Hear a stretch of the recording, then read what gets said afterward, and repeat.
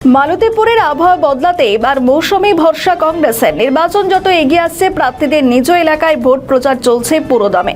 সপ্তাহের প্রথম দিনেই রোডশোয় শক্তি প্রদর্শন মালতীপুর বিধানসভা কংগ্রেস প্রার্থী মৌসুম বেনজির নূরের। সোমবার সকালে দলীয় কর্মী সমর্থকদের সঙ্গে নিয়ে মালতীপুর বিধানসভার বিভিন্ন এলাকায় তিনি রোড শো করেন। এরপর এই র্যালি একেবারে পীরগঞ্জ, গোকুলপুর, অন্যদিকে সুলতানগঞ্জ, রাজাপুর সহ বেশ কিছু এলাকায় ভোট প্রচার করেন। কংগ্রেস সমর্থকদের উৎসাহ উদ্দীপনা ছিল এদিন চোখে পড়ার মতো।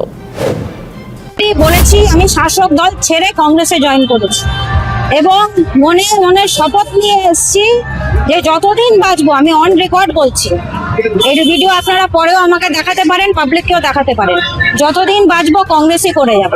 জীবনে হার জিত লেগে থাকবে, কিন্তু কংগ্রেস আমার শেষ কথা, কংগ্রেসই করে যাব। আমি কংগ্রেস পরিবারের মেয়ে, সারা জীবন আমি একটা ভুল করেছিলাম, ভুলকে সংশোধন করে আমি কংগ্রেস করছি, করে যাব।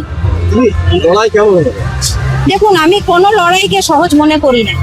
আমাদের কর্মীরা দিন রাত পরিশ্রম করছেন, ওনাদের দেখে আমি ইন্সপায়ার, আমিও পরিশ্রম করছি এবং আমরা আশাবাদী কংগ্রেসের রেজাল্ট খুব ভালো হবে।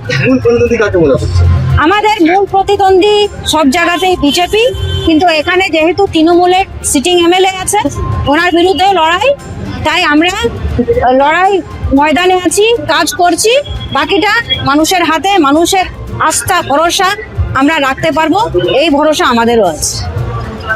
আমাদের ভিডিও ভালো লাগলে লাইক ও শেয়ার করুন, কমেন্ট সেকশনে আপনাদের মতামত জানান।